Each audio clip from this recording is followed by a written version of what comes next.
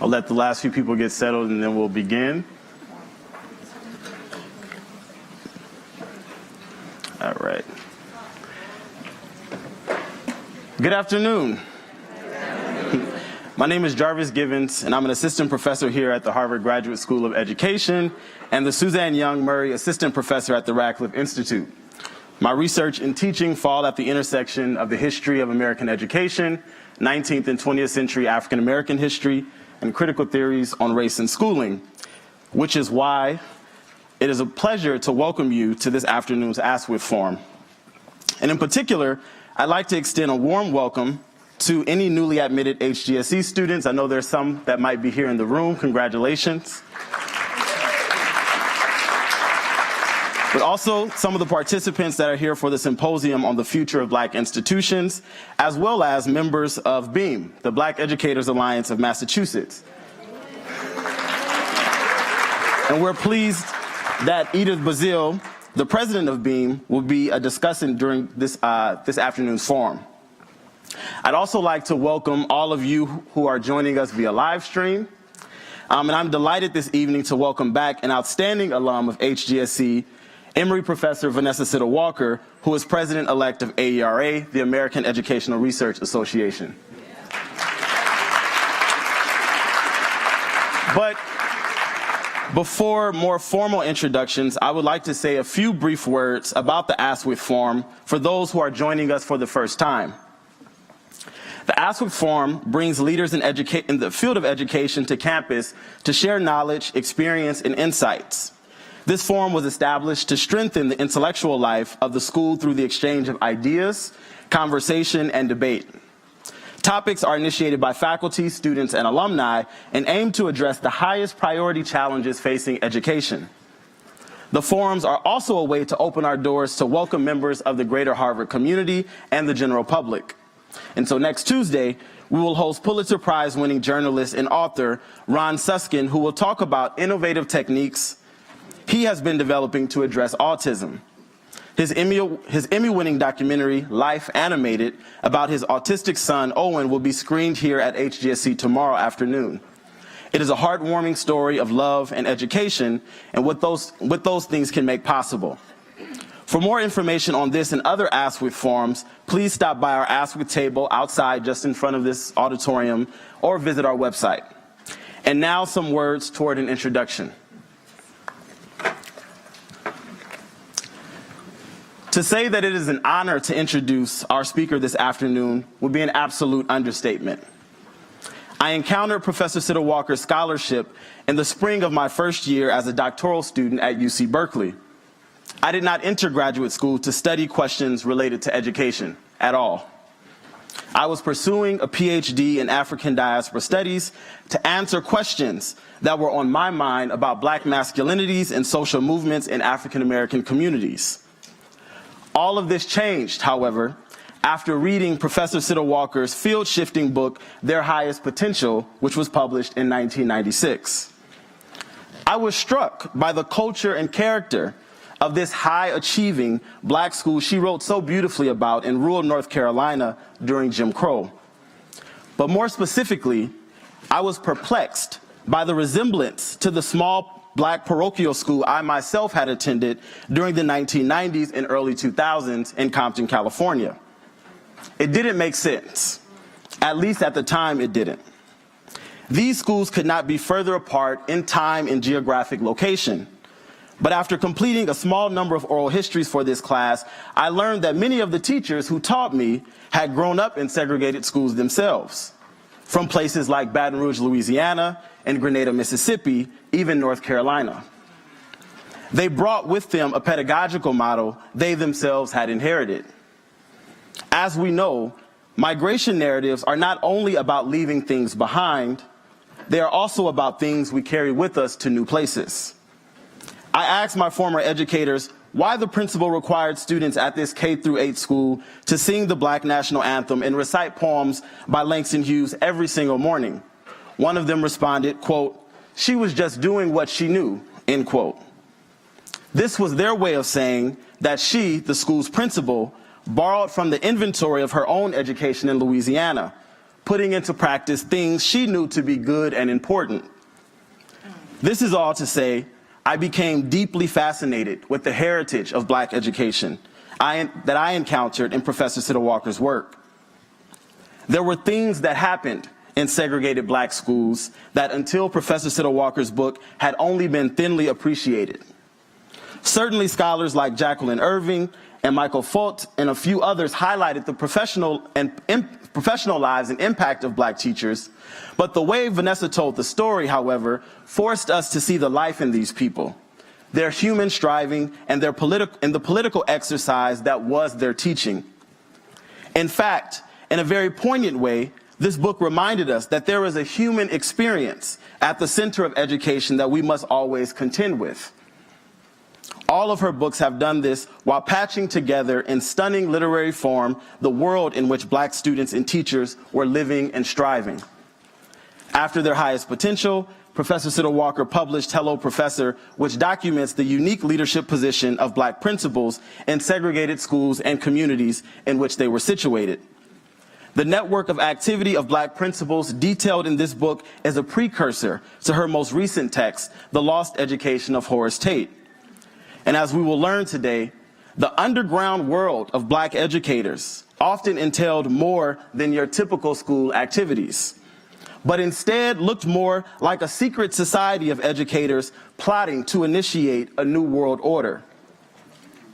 Professor Siddle Walker's scholarship makes a number of contributions that we might understand as resources for our collective thinking about education, but for the sake of brevity, I'll name just two. First, African American schooling was always more than just separate and unequal. These teachers' and students' experiences amounted to more than just the sum total of political economic neglect that was the Jim Crow school structure. Black educational life was more complicated than unequal resources, dilapidated buildings, and long walks to school because they had no buses. In short, Professor Siddle Walker's work forces us to consider that perhaps there was something special about the relationship formed in these schools, which caused people to mourn the loss of their educators and institutions in the wake of Brown. Perhaps there was something effective about the pedagogical models these Black teachers created when left to their own devices, despite inequitable resources. Maybe there is something to be learned from these Black educators who, in many ways, have been written out of history, or at least rarely engaged on their own terms as intellectuals, political subjects, and pedagogical knowers.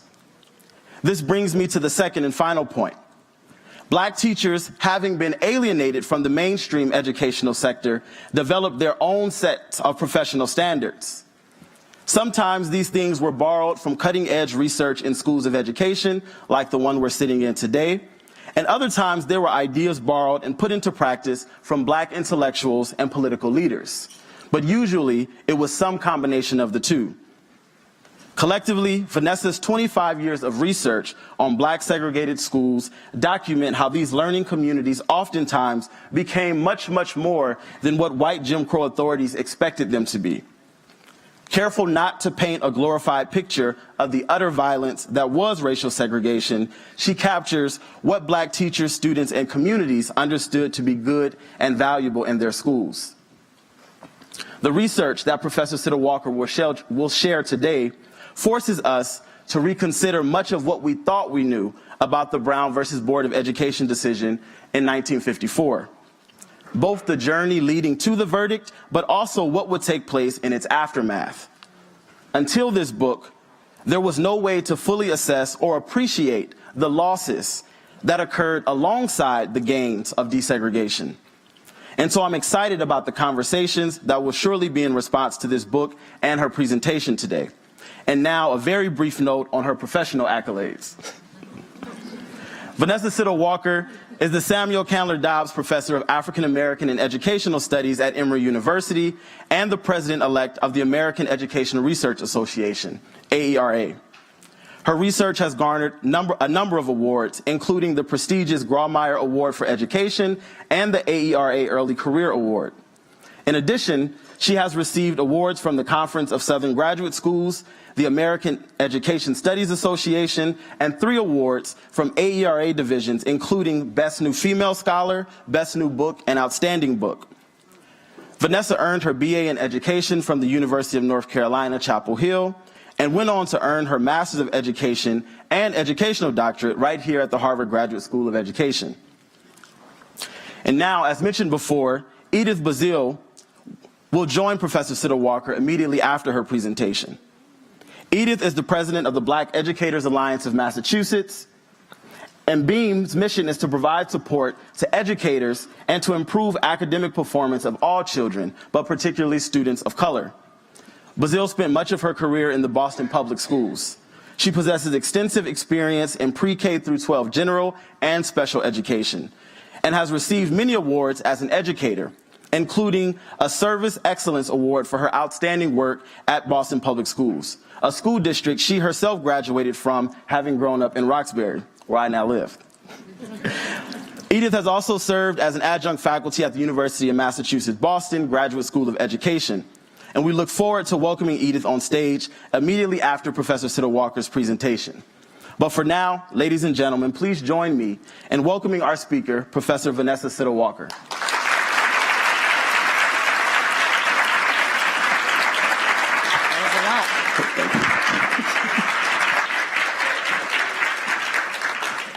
There are times when people say so much that you think you should sit down and let them just give the lecture.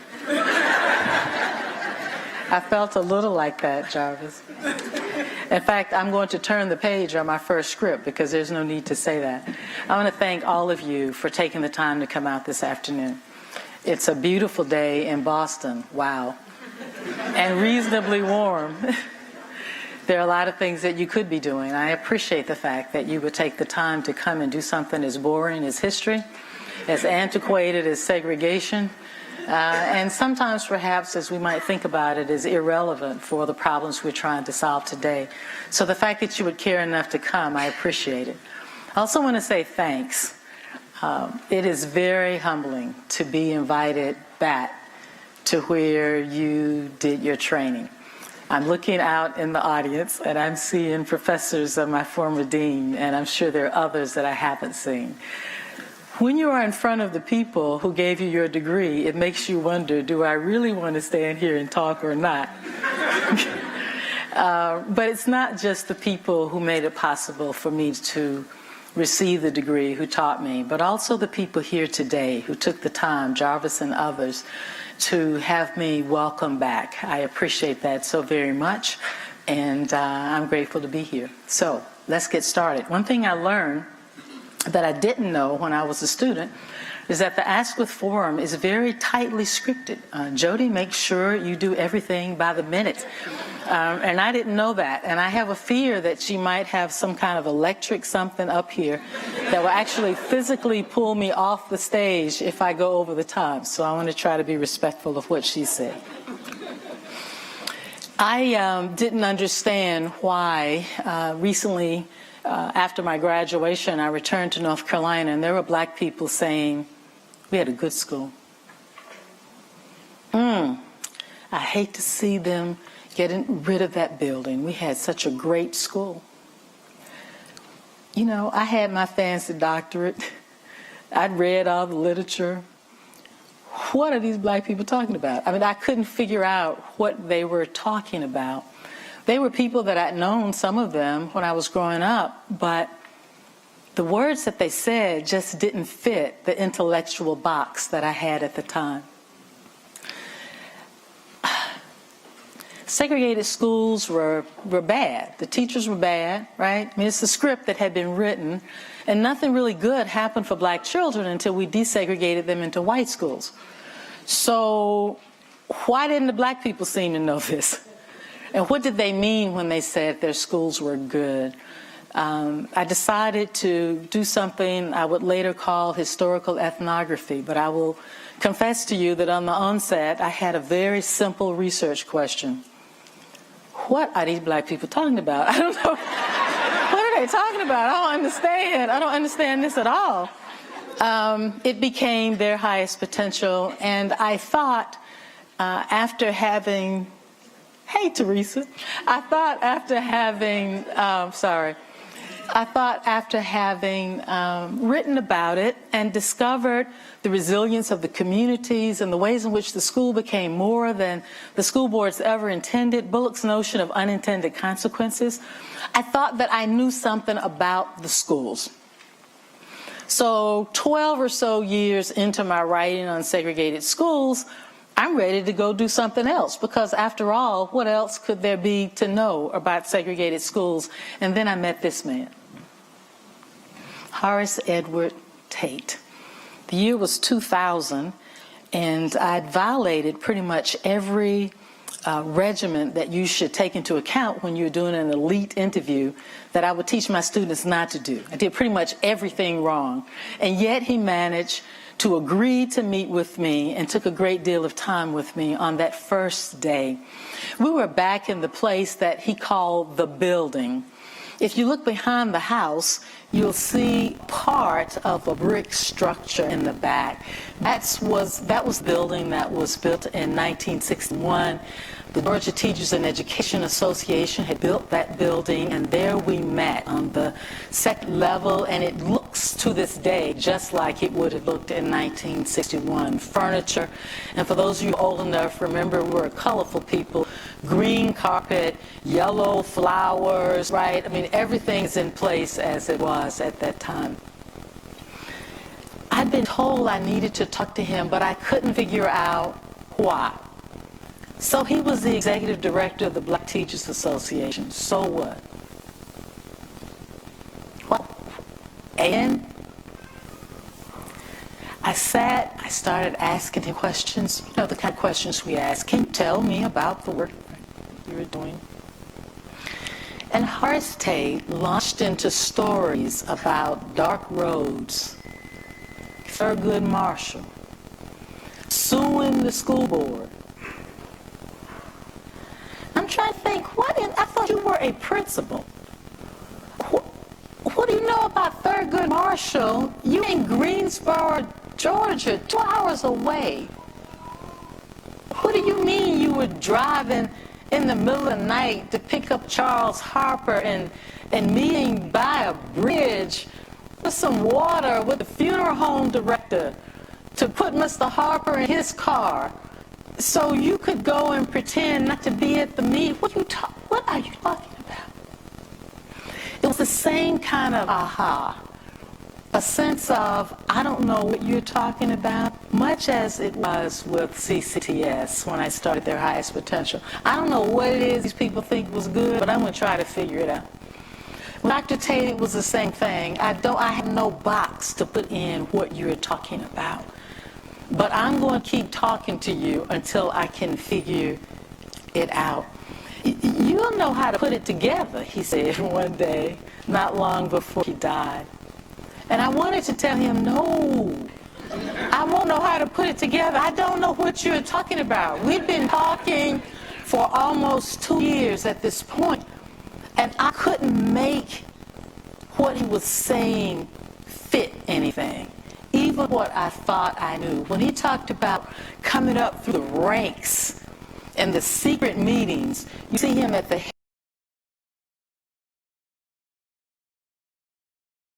building. Well, by now, I've been meeting with him for 2 and 3 times a week for almost 2 years. Thank you, Spencer Foundation. And we'd moved from the building to the basement of his home where he had files. If you work in Black education, you know how hard it is to find archival materials. He had file cabinets. So I'd been there for over a year. What could be at the building? I mean, I knew everything, I thought, from the building. By this time, I'd been in the closets. He had let me in his executive office. I had journals dating back to the 1920s. What could be still at the building? I told him I would go, but I didn't. I didn't go until after he died. When I did go, I asked his daughter, your dad said I need to come back to the building, but I don't know why. what did he want me to see at the building? I mean, what could be left at the building? She said, oh, he meant the stuff in the attic. The attic? You see, Dr. Tate would give me a little bit at a time. When I first met him, the stack was about this high. And then the next time, it was about this high. Then he let me in his office. Then one day, he let me have a copy of all the journals, the ones dating back to the 20s. Then he started to say, you need to come to my house. And I thought, that's going to be odd. I don't know your wife. The time I met her, she didn't seem like she liked me that much. I'm not sure how this is going to work, right? And so it took a minute to get approved from the formal living room with Mrs. Tate before I was allowed into her basement. So he never said anything about an attic. And the last time I spoke with him, actually just before he died, when he was with me in the basement, I tried to tease him because, now I've known him 2 years, so, I could be a little more familiar, so I thought. And I said, it took you a long time to show me everything. He didn't even smile. He said, come here. And he led me on a trail through his basement. He said, I have stuff hidden down there. There are things up there. And by the time he finished, I wasn't smiling anymore either. What then could be in an attic? I mean, it's been 2 years. I have more materials already than I know what to do with. But I did decide to follow Haracina's directions to go into this attic. The attic would be the top windows that you see in the brick building. I was starting from the flat top brick building, not the house. She said things to me like, you know where Daddy's office is? And I said, yeah. You know where the door is behind the door in his office? No. Okay, there's a door behind that door. Go through that door, and you'll be in a little alcove area, and go down the steps. But there are no lights there, so be really careful. And when you get to the bottom of the steps, there's a hole in the floor, so try not to hit the hole in the floor. And when you get through that, then wander to your left, and you will be in a living room area of an old house. And walk across that, and you'll see the stairs, and you should go up the stairs to the second floor. And when you get to the second floor, you will see a tiny door. It's the door to the attic. That's what Daddy was talking about. Now, this was in 2000. Now, if you remember, cell phones did not have little flashlights on them in 2000, right? They didn't even always let you make a phone call. And I am by myself trying to follow this circuitous route and not fall in the hole in the floor. And personally, I don't like stuff that crawls. So I've got my hands on the wall trying to figure out how to make my way down. But how do you know how to miss the hole if you don't know how many steps there are? And it's dark, right? So this was an interesting journey, and yet, when I made my way to the top, the stairs are about this wide, and that's not an exaggeration, and they are very steep. And I wasn't quite convinced, honestly, that they would hold me. But the old people in the South used to say, believe I'll run on and see what the end's gonna be. And so once I got there, I thought, what the heck? I've come this far, either I'm gonna make it up these stairs or I'm gonna fall down into oblivion, but I'm gonna give it a shot. And when I got to the top, there were the file cabinets for the Georgia Teachers in Education Association. 12 or so file cabinets neatly aligned against a window. The pane was out in the window. The weather was coming on the inside, metaphoric actually. And I felt a little bit like, you remember Sanford and Son? When he would say, this is the big one, I'm coming home. I felt a little bit like that because Dr. Tate hid an archive. That archive would have followed the route that I just described to get it up there. He hit it at a time that records were being destroyed. I knew from having written Their Highest Potential that finding the records either in archives or people's homes was very, very difficult. I also knew by this time that school board minutes were compromised. If you go in the South and you try to find the minutes, you'll get a superintendent, even a black superintendent, saying, I don't know where they are. We don't have them. In North Carolina, I met with this gentleman before Dr. Tate died. His counterpart in North Carolina, State Executive Director of the Black Teachers Association, said to me that on the day after desegregation, when he went to his own office to see his own files, they had been destroyed. He was trying to contact Dr. Tate to see if Dr. Tate had any of his materials so he could write his own story. So in the midst of this massive loss of the records of a people, this gentleman, at some unnamed point, decided to hide the archives as far away from prying white Southern eyes as possible. And he bought the building. When the White Teachers Association no longer wanted it, the Blended Association, he purchased it. And he held it for all these years. I thought perhaps it was sentimental value. It wasn't until after he was gone that I understood that if I own the building, I own the collection, and I can hold it. So what is it then that a Horace Tate was trying to protect? Why do you go through so much? Why do you vet a researcher for 2 years? I mean, I now know that's what he was actually doing, trying to figure out, will you be able to tell this story? What did he want us to know? There's a lot that I learned in writing Lost Education, and it took 18 years to write. And the one thing, Jarvis, I would correct, you said I've been on this journey 20 years or however many, 30 years since I first started the foray into segregated schools, 1989. What did he want us to know? And that's the question I'd like to deal with tonight. Not the particulars of the book. I love a lot of the stories that are there. It took a long time because it took time to go through all the file cabinets. It took time in the Library of Congress to go through all the materials on Walter White and Thurgood Marshall and how do these things fit together.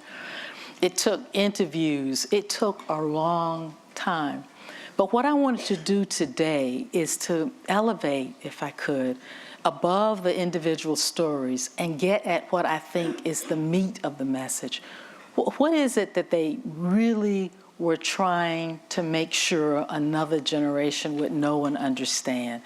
And I want to do that in a way that I hope will make sense and that I can try to be efficient enough not to get snatched off stage. There are 2 points that I want to make about the networks of Black educators. And I'd like to explain these networks because the justice that Black teachers are seeking can be found in an understanding of how their networks worked.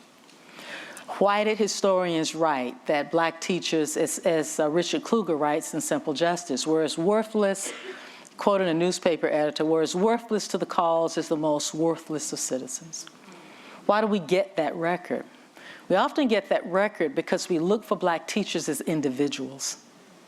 They don't operate as individuals, they operate as an organized body. Individuals can be fired. If you operate as an organized body and you hire an executive director, then you can say and do whatever you want. So you have to understand their agency as organizational and not individual. What do we have with regard to their organizations? Here's the context in which Black education occurs, and they all know and understand this, and we know this, so I don't have to talk about it. The restricted physical movement, the white signs, colored water, et cetera. This is what their children face. The unequal school resources, we know that. It's been well documented. The denial of basic democratic rights. These teachers can't vote most of the time that they're doing the work that I'm going to be describing.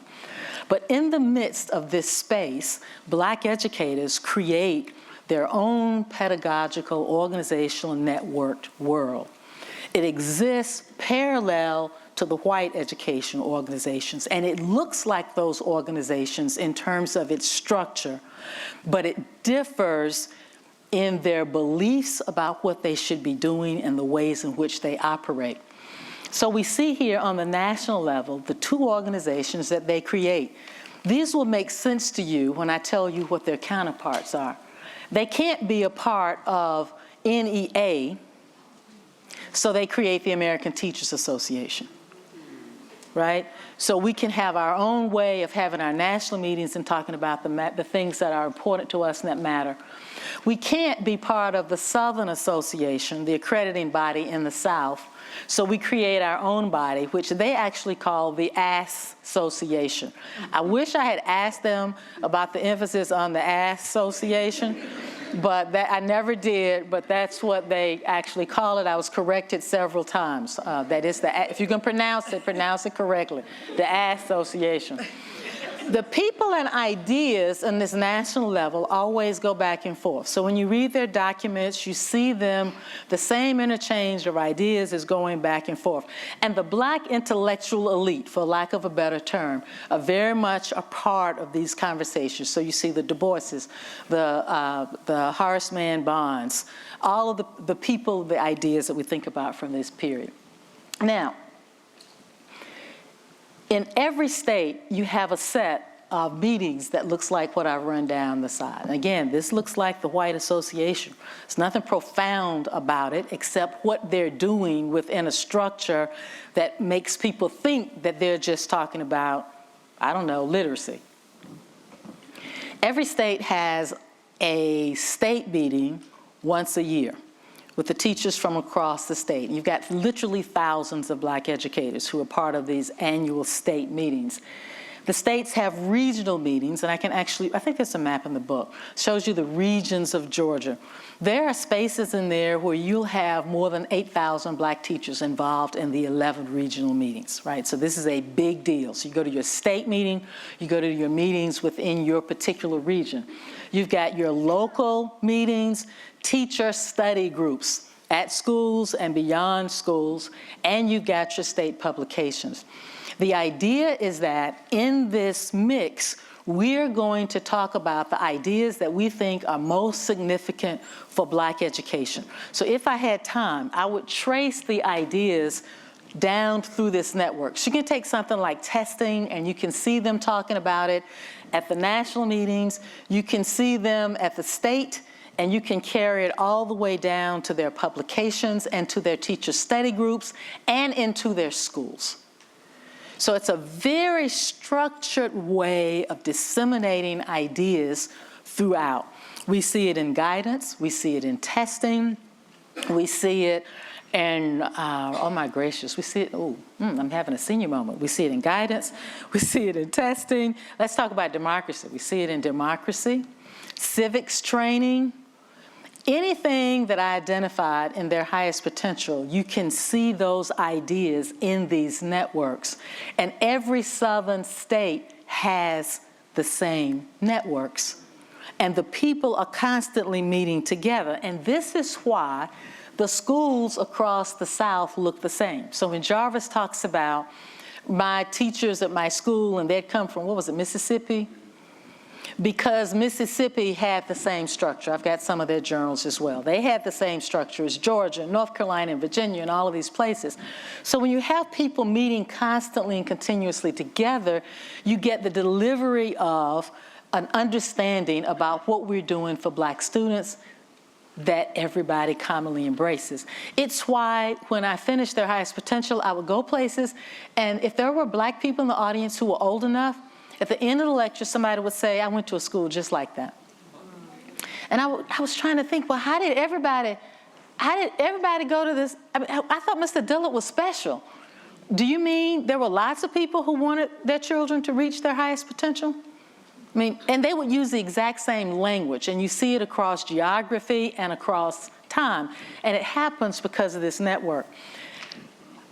I want to just seed a little bit about its power. I mentioned to you that democracy is one of the pieces that you see running through. Here in these meetings, in plain sight of school boards and others, where they're pretending to talk about education, they elevate particular areas of education that are important for Black students. And so democracy is important. Now, mind you, these teachers can't vote, but democracy is important because it's a democratic world, and we're trying to prepare the students for a world that does not yet exist. So if we're going to do that, we have to help you know what America is supposed to be. You have to know somebody did something to you, Ulysses Bias would say. And if you know somebody did something to you, then he said in the beginning you'll be ashamed to think that somebody did something and you didn't know they did it. He said, but after you come to yourself, you will say, well, wait just 1 minute. Who did it and what did they do to me? And once you know who did it and what they did to you, that's the beginning of change. So they teach civics very intentionally because they want to be sure that African American children understand what American democracy is supposed to look like. Because if you know what it's supposed to look like, then you will understand I don't have it. And if I don't have it, then, The Atlanta Daily World writes in 1932, if these young people continue to be trained in the use of the ballot, he's referring to the civics activities at Booker T. Washington High School. He said another generation won't sit down. They will stand up and demand their rights. What I'm suggesting to you is that in the midst of this pedagogical network, we see a form of curricular resistance, an effort to prepare children for a world that did not yet exist. And they do it through the elevation of particular curricular ideas. They do it because they're trying to make Black children believe you are more than what this segregated world tells you you are. And this is before, right, we came up with Young, Gifted, and Black. You are more. What we're trying to do is to teach you to aspire. We want to make you believe that you can be anything you want to be. And this is before President Obama, right? When a President Obama was not even possible. And the truth of the matter is it wasn't even true in the earlier decades that you could be whatever you wanted to be, because you really couldn't until you understand that you are using pedagogy, curriculum as a way to institute change, right? These schools then, I argue, teach aspiration, and this network explains how we're able to get a continuity of ideas across time. I'm going to say this just because I want to say it. If I treat you with hate, you're supposed to respond with what? Right, because who said that? Because Martin Luther King said that, and he learned that from, he learned it from where? Gandhi. Yeah, he did learn it from the Bible, we would hope, since he was Reverend Dr. Martin Luther King. But we have often attributed to Gandhi. Martin Luther King's principal was Charles Harper, whom you will read about. Well, the principal of his school, before he got there, he wasn't even old enough to go, was Charles Harper, and Charles Harper would stand out on the steps and tell the children, if you must be citizens of the world, people treat you with, this is the 1930s, people treat you with hatred, you must respond with love. So when I say the curriculum was transformative for creating a generation of children to aspire, it's important because we imagine the Martin Luther Kings or the Thurgood Marshalls or the Oliver Hills as special people. And I'm suggesting that when you have a school climate that builds aspiration, you have a created people, a created generation of people who will want to change America. That's one aspect of how we think about the networks. I'm going to give you a second one. The pedagogical network operates from top to bottom. The so-called Black intellectual elite try to figure out what ideas we need to put into our schools and how does it fit with Black children. And yes, it comes from Northern graduate schools. It's tempered by what we see in the South. It's also African, very much a part of an African ethos that we see blended in this pedagogy, and it's kind of a top-down, and that's that aspirational model. But there's a second model, and the second model is an advocacy model, and this time the exact same network works bottom up. Let me explain. And this one is invisible. The first, and this is the one that took forever to figure out. The first one is easy to see and document, right? Because it's education and you can document it. This one happens at the education meetings, but it's the meeting within the meeting. It's the secret meeting. This is the meeting and the structure that helped to get us Brown. But I want you to understand that even though I'm going to explain it using the Brown example, this is the same structure that got us Rosenwald schools in the 20s, appropriated WPA money in the 40s, and in the 60s will work with SCLC and King.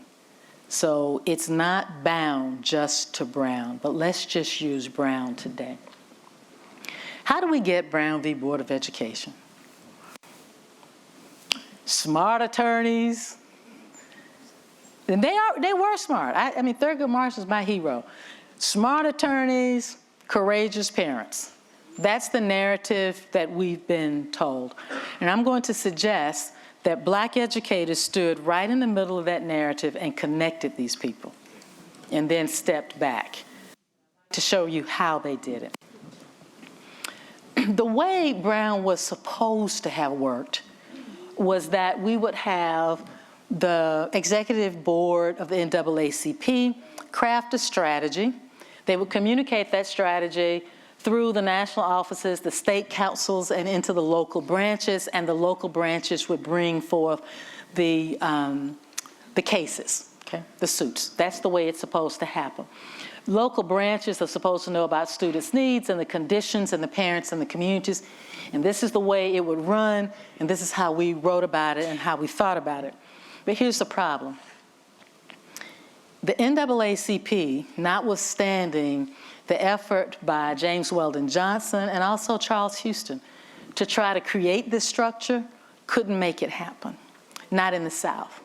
You could make it happen in the North, but you couldn't make it happen so well in the South, because in the South, to be the head of a local NAACP board is a liability, right? And so you see people saying things like, one man said, when you send me my NAACP materials next month, could you send it in my wife's name?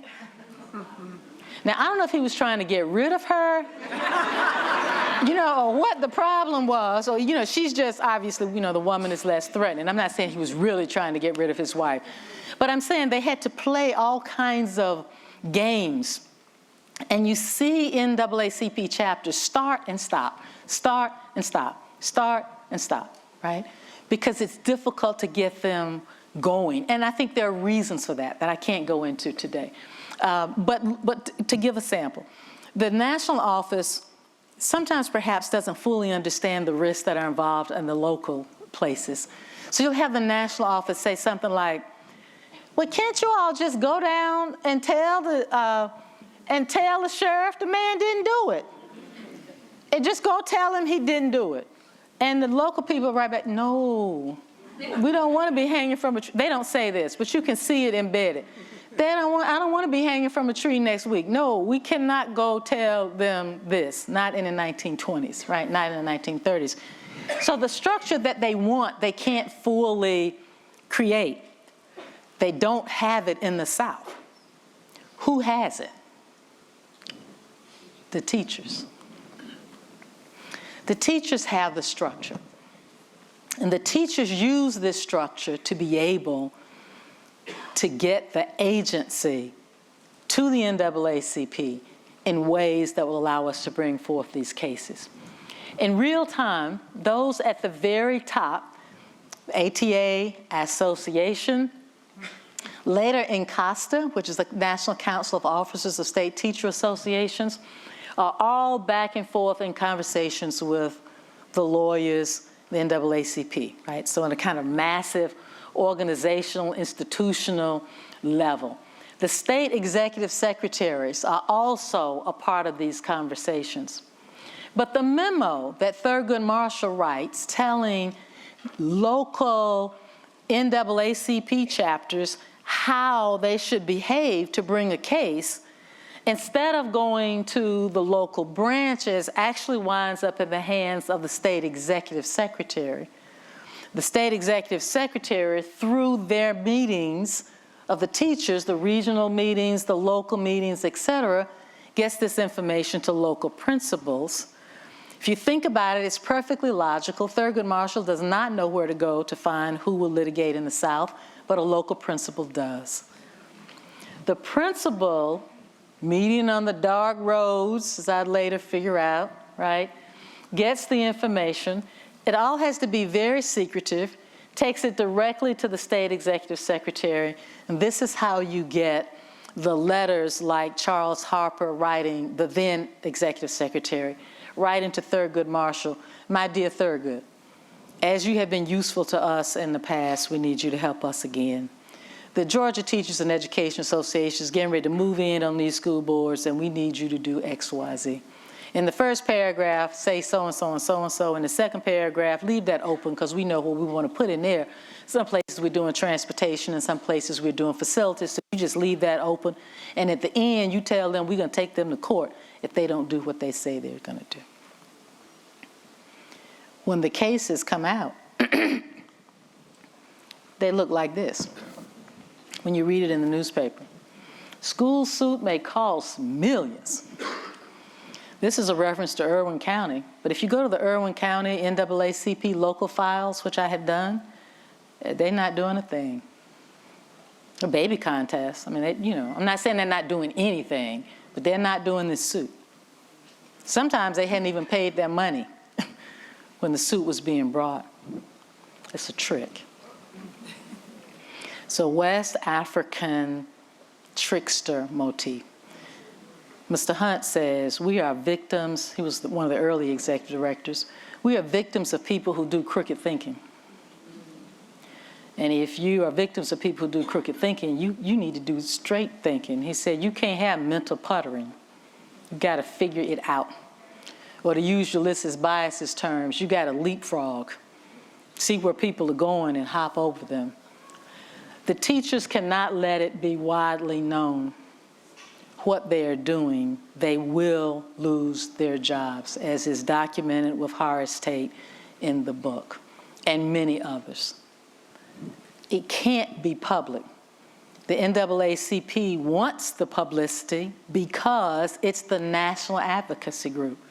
The teachers don't, because they'll lose their jobs. It's a perfectly wonderful collaboration. That does not mean in real time there is not angst or battling back and forth over ownership.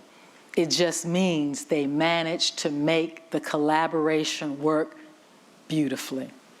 So the teachers use their networks, in addition to creating aspiration in the schools, they use their networks for advocacy. I'm teaching young children how to work within a system and work beyond it. And I'm also over here figuring out how to tear the system down. It's a dual-edged strategy that's part of the hidden world of Black educators. If we take just that little tidbit, and I apologize, I know that I'm picking little pieces of it. I can't, unfortunately, give you all the details, all the data, right, on the pieces that are in lost education. But if we take these two ideas, I think it can reshape how we think about desegregation. Now, these Black educators provided the plaintiff, the money, the data. They fought the hardest and the longest. They had the vision. No one can ever say they didn't care or believe in integration. They did. But Black educators had a particular way of thinking about what integration should look like. And I'd like to explain that and how it was jeopardized as the context for our conversation. What do Black educators want? For them, it's an additive model. They want what they have and, right? What do they have? Well, they've already figured out how to create schools to inspire children. They know how to do that. They've been doing it for decades. What do they have? They have networks that will advocate. They know how to protect the children. We're not going to just leave you out here. We are going to actively work in your interests. What do they want? I want what you take for granted for your children. I want the facilities and the resources. I want my child to have it all. If you think about the Roberts case here in Boston and the flip-flopping that parents appear to be doing, this is exactly what they're looking for. They want it all. I want my child to be inspired, believe in what he or she can do. I want there to be protection to make sure that my child is getting what he or she needs, and I want my child to have access to everything. What happens in real time in desegregation? Black teachers are fired. Principals are fired. One Black principal said to me, they went after us first because they knew we were the key to it all. And Black principals were. If you get rid of the people who know how to create the schools, and you get rid of the schools, right? Because we couldn't let a Black school be a high school because white children would have to come, and we can't do that, right? So you get rid of Black schools, sometimes brand new buildings. I've been in places where there's a brand new building in the 60s, and they just abandon it, right? We get rid of the schools, we get rid of the teachers. Many people have written eloquently about that. If you get rid of them, that means the aspiration is gone. NEA needs its Southern segregated Black and white teacher associations to merge. The federal money is always wanted but wasn't able to get, in part because Du Bois and Black educators and their networks were saying, don't give more money to these Southern states because if you give them the money, they are going to use it to perpetuate more inequality, so don't give it. But by the 60s, we've got federal money. But you can't get it unless you're integrated. So NEA needs its Black and white teacher associations to merge. Here's the problem. If I make you merge and I push it too hard, then what about my Southern white affiliates? They're going to get mad and leave NEA. So I need y'all to merge, right? But I don't need you to, we don't want a big problem about this. Y'all just come together, right? But the problem with come together is that the agenda of the white teacher association and the agenda of the Black teacher associations, those are not the same. In fact, the people who are oppressing Southern Black children are members of the white teacher association. Dr. Tate would say 99% of the school boards are white, right? They're part of this structure. How are they going to protect the interests of Black children? But NEA says you have to merge. The mergers happen, but you never see in the merged associations the kind of advocacy that existed before. So the advocacy is gone.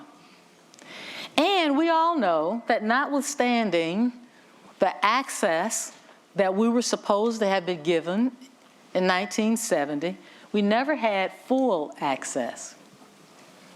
Okay? So where does that leave us today?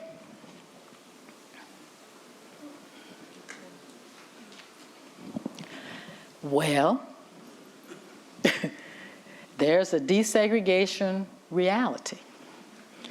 The reality is that the additive model that Black educators wanted is not the model we put in place at desegregation.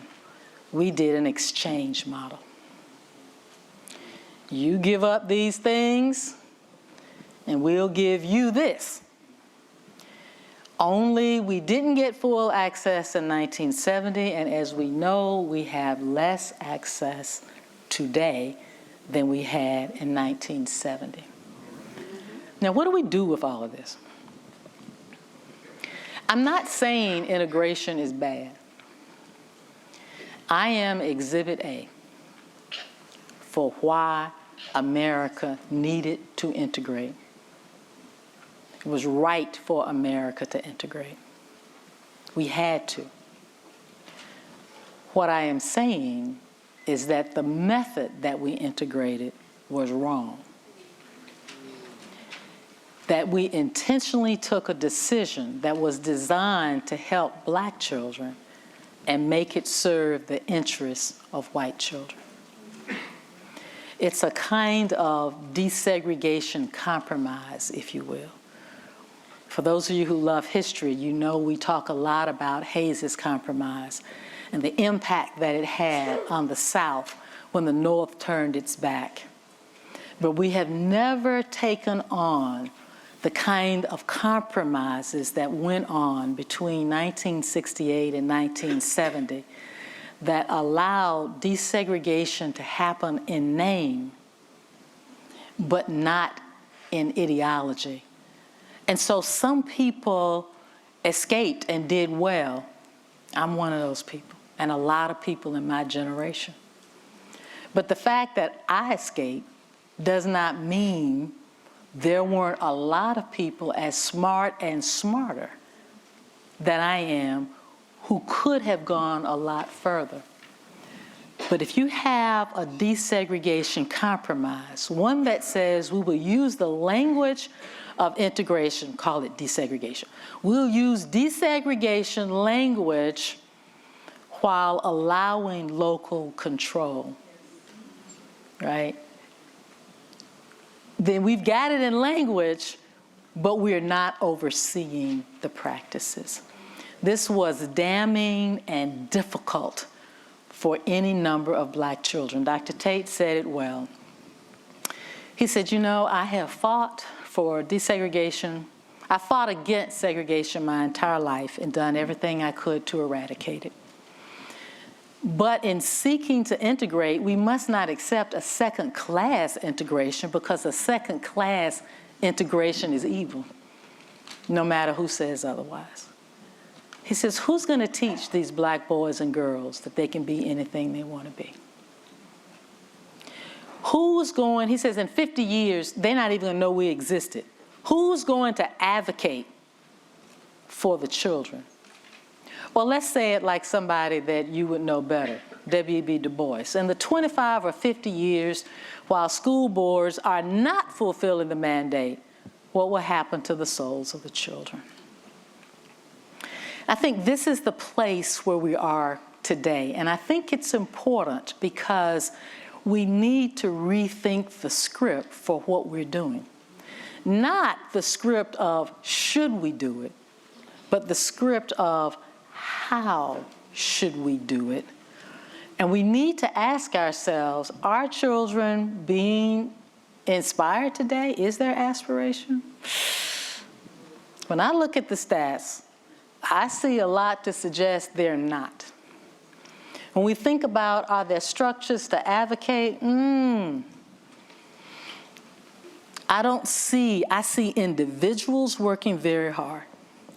But I do not see the organized kinds of collaborative activity that delivers the similarity of vision, of curriculum, of push across states. I don't see that today. And too often we confine our desegregation conversations to just access. How can we get more access? We need to get more access. But if we take the history seriously, that's not all we need to do. So you were kind enough to let me come back on Appian Way today and let me see people that I respect and admire. And that's all I came to tell you, right? I think Horace Tate covered a history. No, he saved a history, because much of what I wrote about, he couldn't even have told you. He saved a history that allows us to rethink the present, and I am grateful. Thank you for taking the time on an afternoon to chat and take naps and maybe listen. Thank you.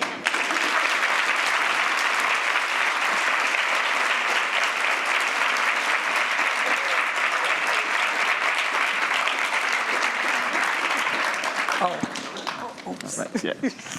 All right. Thanks, Professor Siddle Walker, both for the wonderful book that you've written, but also for the information that you've shared today based on the research that you did for the book.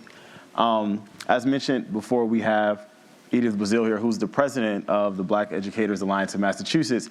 And Edith actually had the opportunity to read the book before we came here today. And so I just wanted to begin by allowing you to respond to what you heard today as someone who's currently working in schools to advocate for Black teachers and Black students, and working within an organization that is in many ways kind of reminiscent of the things that these teachers were aspiring to do and were doing, actually. So what were some of the parts of the book or the presentation that really resonated with you the most? And I would love for you to share that with us here. And Professor Siddle Walker, any thoughts that you might have on what Edith is going to share? Yeah. So first of all, I want to thank Dr. Siddle Walker for writing an incredible book and just her huge body of research. It has just been a pleasure. And I also want to thank Jarvis as a historian and the work that he does here at the Harvard Graduate School of Education. So there was so much that resonated with me from both Dr. Siddle Walker's talk, but also from reading the book. So I want to share that with you, but I also want to say that this is my interpretation. So one of the things that I wanted to reflect on was the relevance of what was happening in the North, as Dr. Siddle Walker talked about what was happening in the South. And during that time, in the 50s and the 60s, I was a student in Boston Public Schools. Yes, I'm that old. So I want to talk a little bit about that, but I also want to talk about what inspired me to be an educator. So I grew up in Roxbury in a 3-family home that my parents owned. I had 13 siblings, so I was one of 14 children. And so obviously I got hand-me-downs. The clothes were good, but by the time my sisters wore the shoes, they usually had holes in them. We were very poor, and we often went to school with no lunch. But we never dared take a handout because we were afraid that our father would find out. So I want to say that poverty creates stress. And in our case, it led to trauma.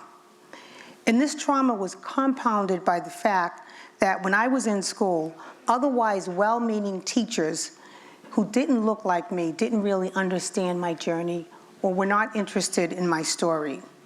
By the time I got to high school, I was placed in a school where I was placed in a program where I went from school to work. So I had classes in the morning, and then in the afternoon, after lunch, when students went back to their classes, I ended up going to Polaroid in Cambridge to work as a clerk typist, because my teachers thought that I would be a good secretary. And so that happened in 10th grade. And so on sunny days, I rode my bike to Cambridge. And one day after work, I decided to take a little detour, and I went down on Huntington Avenue, and I came across Northeastern University. And as I sat on that campus, I envisioned myself going to that school. So after a while, I got up the courage to ask my guidance counselor to help me to get into that school. Well, here's what happened. My guidance counselor told me that I was not college material, and that if I went to that school, I would not be happy, I would fail, and it would be harmful to me. I asked my teachers, my math teacher in particular. My math teacher said, well, you know, college is not for you. You're not going to be successful. My English teacher, when I talked about my college aspirations, looked at me with pity, as if she was sorry for me, and sort of chuckled and said, no, that's not going to happen. You are not college material. You type 65 words a minute. You'd be a good secretary. I don't think my teachers were mean, but what they believed is that this little black girl who came from a large, poor family in Roxbury did not have the ability to go to college. So that was my struggle when I was in school. So when I graduated at 17, I felt that my life was over. I was offered a full-time job at Polaroid, and we all know what happened to Polaroid, right? But one day, I decided to take the day off, and I went back to that campus after graduation, early in the morning, and I started talking to everyone that would listen to me. So I went from office to office trying to figure out how I could get into that school. And it was about 4 o'clock in the afternoon, and I was on the second floor of a big office. So I saw this gentleman who was black. He had a suit on, he had this nice cap, he was leaving his office, and he was carrying a briefcase. So I decided to just hunt him down and chase after him and bug him until he would pay attention to me, because I thought perhaps he could help me. I had spent the whole day, my first, middle, and last name was no, no, no. So I talked to this gentleman, and I wanted him to pay attention to me, because at that point, at 17 years old, I knew that as a poor black girl from the community, I was invisible. Well, he did pay attention to me because he saw that I was pretty interesting. And so, you see, he said to me, he went back into the office, and he brought me into his office. I told him my life story, and he sat there and he listened to me. And he said, young lady, you are very interesting. So I'll tell you what, why don't you come back? It was a Friday. Why don't you come back on Monday, and we'll try to figure out a plan. I can't promise you anything, but I'll see what I can do.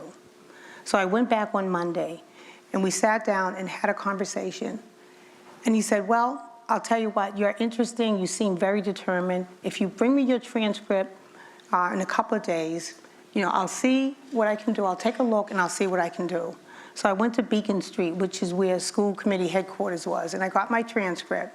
And he looked at it, and he kept looking at it, and he looked at it as if he wanted to see something that just didn't exist. It just wasn't there.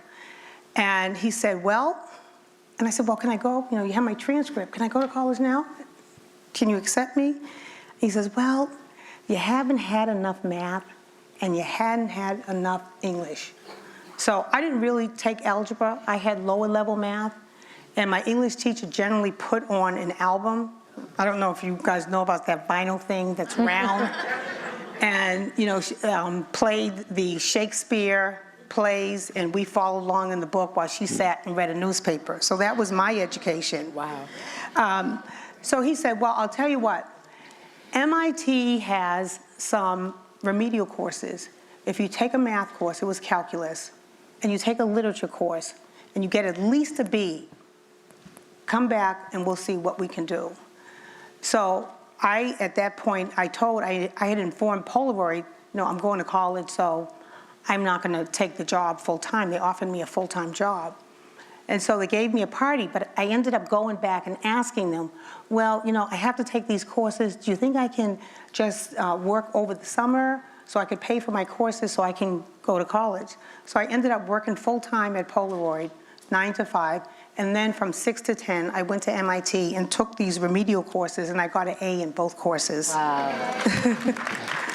So I tell you this because this gentleman did for me what no one else did for me in school. And so the connection that I take is the learning from the black teachers in the GT and EA. It opened my eyes to many things. They faced insidious racism themselves, but they believed in black children. They believed that black children could learn. And just as one of my mentors, Dr. Teresa Perry, reminds us, they gave those students, they taught them a counter-narrative. And they were able to instill in those students self-esteem.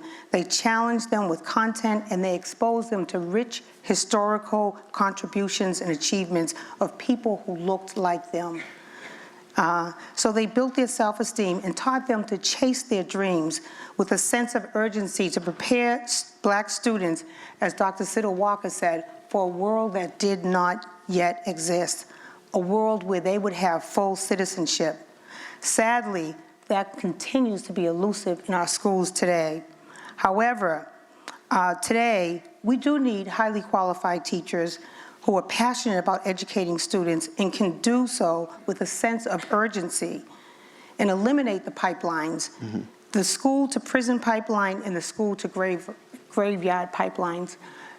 In case of my family, I lost some of my family members because they weren't able to overcome their trauma, so they lost their lives, many people in my family.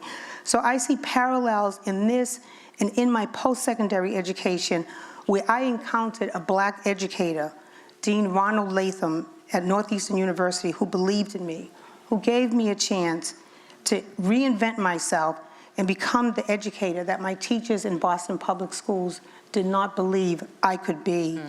And so the reason that I got involved in BEAM is the same reason that Black teachers joined the GT and EA.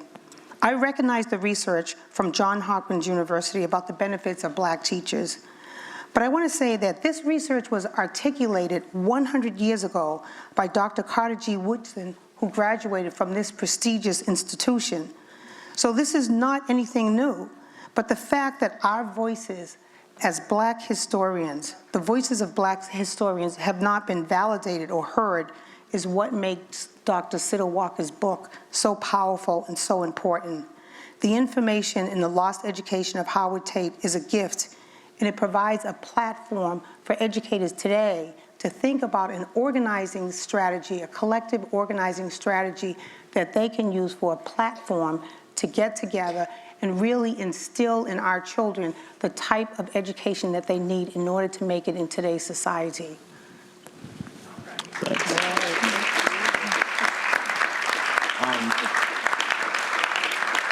Thanks for, I don't think you've ever shared in our conversations much about your own educational experience here in Boston.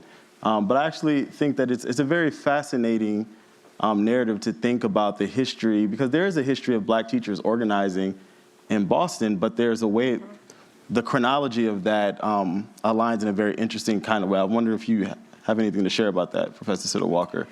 Well, the teachers in the South, when they would go to their national meetings, they said they felt sorry for people who lived in the North. That is their words, not mine. They said they would look at the principals at northern schools, and they felt sorry for them. They said because integration, desegregation, happened in the North 100 years earlier. And they did in the North exactly what ultimately would be done in the South. But before it was done, the children for those decades were in places where people didn't believe in them very much, as your story chronicles. And they said that principals and teachers didn't have any power. The power of organization was Southern, and that's why they felt sorry for the North. I want to say, I don't think it's true that the North wasn't able to do anything. There are many spaces, Delaware, Boston, and others, where you see the same kinds of attributes for Chicago, the same kinds of attributes in the South, in these northern spaces that you see in the South. I've never studied that, so I can't tell you precisely, but I do know I can place the principals of those schools in the Black Teachers Network. So my guess is that even though they did not have the larger state structures and across state structures that happen in the South, they were part of the larger organizing body that we see in the South. And so you see schools in these other places with similar attributes because they are all in conversation together. As one principal said, we saw each other all the time. Right. At this point, we have time for questions. So if there are questions that you have in response to anything that Professor Siddle Walker has shared today, or anything that Edith has shared as well, please, there's 2 mics here in the aisle. You can go ahead and line up, and I'll have one question that I want to pose to you as we transition into this general Q&A. But if you have questions, please line up at the mic, and I'll acknowledge you. But I just wanted to know if you all can talk a bit about what you understand as to be kind of some of the, maybe one or two, but what are the major challenges that you see Black teachers facing today, and what kind of mechanisms do we have in place or that need to be in place to better support them as practitioners, based on this history, this very strong history of this advocacy base that was protecting students, but also that helped sustain Black teachers themselves as well. Do you see anything similar in the contemporary moment, or anything that's trying to support teachers and Black teachers in particular in that way? So first of all, I have Pat Graham here, so I know she would affirm that. I can't, my work is historical. Mm-hmm. Edith can tell you mm-hmm. what needs to be done today. But I can say this. I think we are handicapped because we don't know our history. Mm-hmm. Yeah. I think that's the biggest piece. I think both in Lost Education, certainly in Hello, Professor. When I look at, Hello, Professor was a difficult book to write because Dr. Bias wanted to tell his story, and I wanted to tell the things that I was learning from mm-hmm. the Dr. Tate collection about the professional networks. But the kind of professional development that was going on in schools, in meetings, it's just really extraordinary. And I think we are handicapped today because we don't draw on that history. We let other people fire the teachers, and I think we do a disservice when we pretend they didn't exist and never look back to them, right? And so I read things. I read something not long ago from people that I respect, where they'll say, oh, well, we need to do so-and-so. Schools have never done that before, and now we're faced with this. And I'm reading it going, oh, that's not true. We did that already. We not only faced it, but we solved it. Mm-hmm. So I think the problem-solving aspect of history and the ways in which they did it could provide a nice frame. We can't do it exactly the same, but we can take the ideas and import them into the present. Right, we have a question here. And if there are other questions, please line up at the mic. And if there are not any other questions, we can all go out in the bright sunshine. I'm sorry? Have a great time. Maybe I should not. You want to get the questions. I taught in the 1972 in Dorchester just before desegregation. In Georgia? In Dorchester. Dorchester, okay. And so I have such a respect for what the children worked through to even have an education. They were wonderful. I was wondering, is there anything that we can do to help the parents in difficult places? Is there anything in place to have them just help? It's so hard. And that's all. I'll let Edith speak to the current, but historically, the Black parents operated very involved in schools, but they operated by a different definition of parental involvement. And so when we try to measure them by today's versions of parental involvement, we think they just aren't involved. But the truth of the matter is they had another model. In that model, among the many things that happened, principals took the time, and teachers, both in the school and outside of the school, to tell parents what they needed to do. I mean, they actually worked hand in hand with them to help them know not only how to advocate, but how to support children.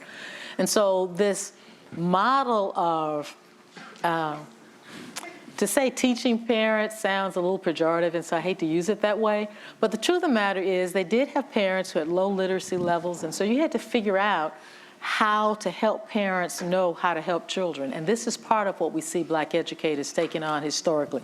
But Edith knows what the parents are doing now. And I would add to that we need to meet parents where they are. Mm-hmm. Often we expect parents to come into schools without knowing their past experience with schools, and that may be a negative thing. I know I always went to the parents' home in their natural environment where it's comfortable, or met them at a coffee shop. Which is we don't necessarily do that, and for liability reasons. But I think we make assumptions about parents not being interested. Black parents want the same thing for their children that every other parent wants. Right. They want them to go beyond where they were able to achieve.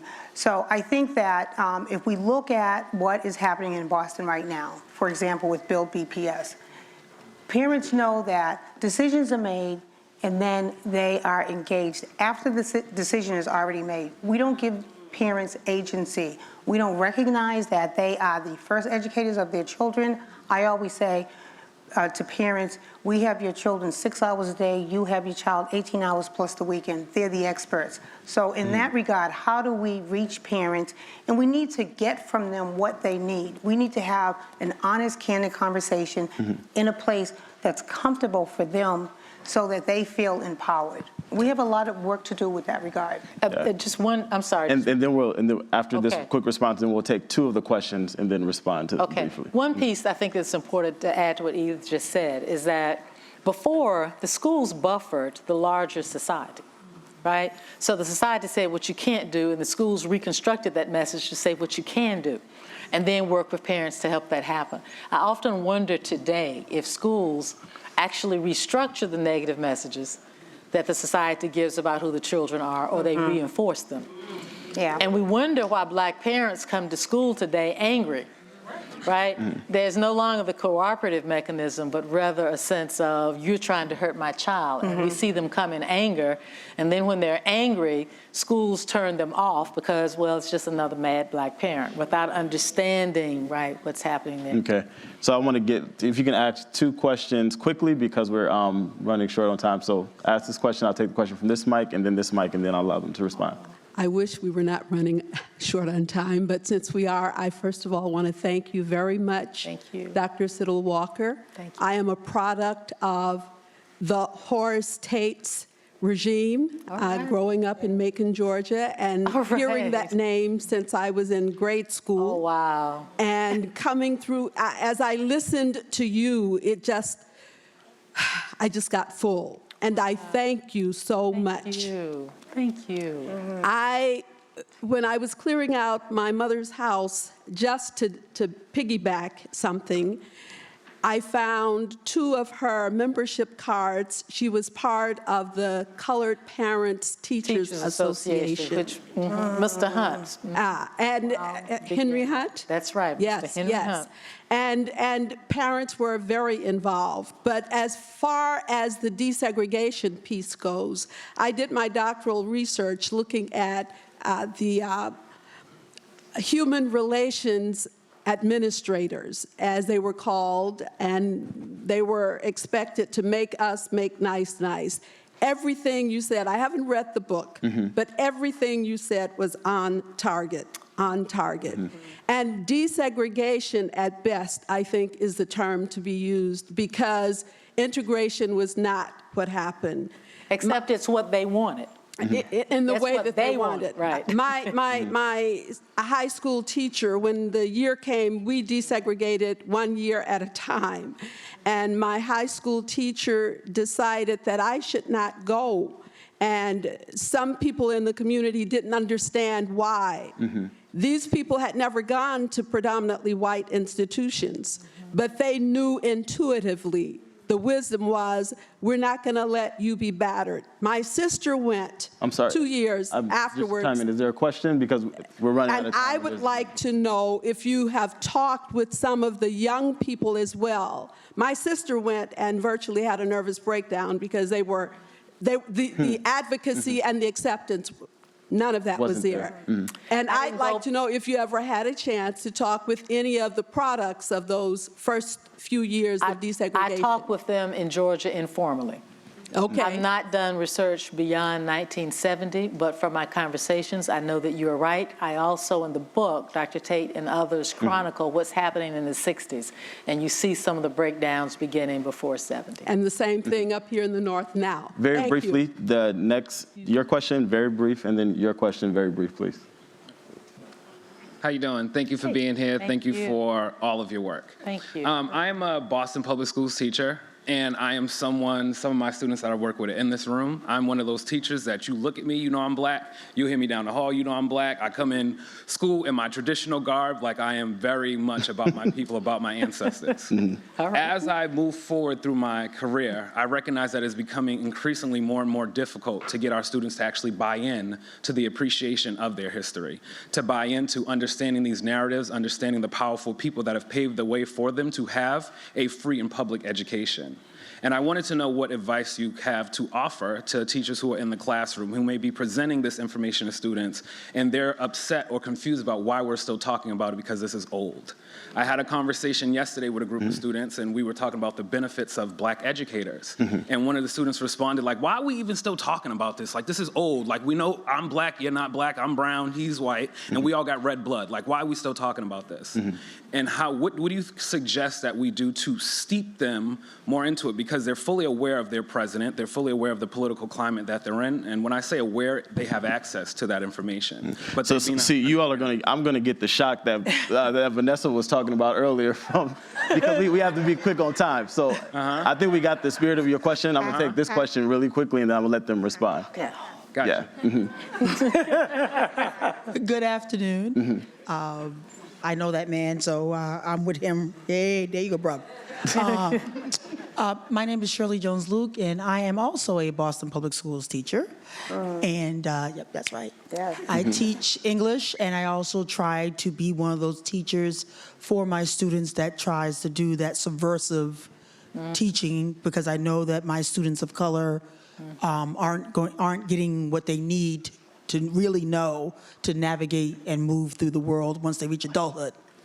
My question is actually about Mr. Tate's archives, the ones that you found up in the attic after you took that journey through the underworld and went up right up there. What happened to them? Like, are they with you, his family, or did they make it to a museum? They should be. It's a long story that I can't tell right now, but they are now back with the family, and Emory is actually trying to acquire them, which at first I was mad about that because Martin Luther King says in the speech in 1968 at the 67 at the Teachers Association, who's going to help us? Emory? So I thought that was great. But we have a great president now, and we need an institution with a lot of money because it's a lot. There are almost 300 hours of audio files. So I literally listen to a lot of this. So we'll see what happens. It's out of my hands. The family has to decide. Thank you. But we hope to make them public very soon. Thank you. Y'all can spend 18 years going through this. We're gonna have to wrap it up. So we'll just take this last question. And also, I'm so sorry to have to cut things off, but there is another program in here that starts at 6 p.m. It's a half hour, which means we need to ask you to exit quickly when things end and get the other people in. So I'm really sorry. Right. Oh, boy. So do I get to ask my question? I'm going to do it anyway. Hi, I'm Shauna. I'm a doctoral student here. I brought my 2 children here. I am so thankful that you are here.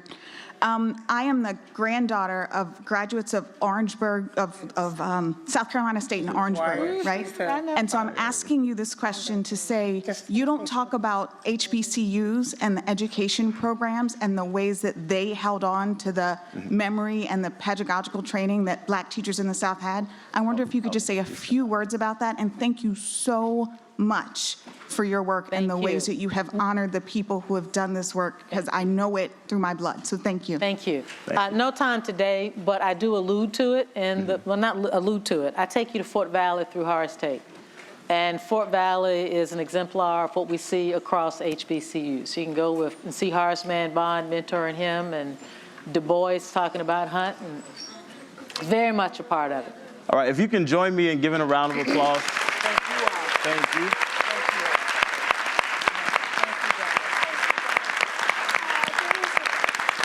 Thank you all. And it's kind of scary. Thank you all. Thank you very much. Heard there's another event that's going to be in here, so we have to exit swiftly from the room. And there is a table outside with books if you wanted to pick up a book from Frugal Bookstore. But we have to exit this room quickly. Thank you. Yeah.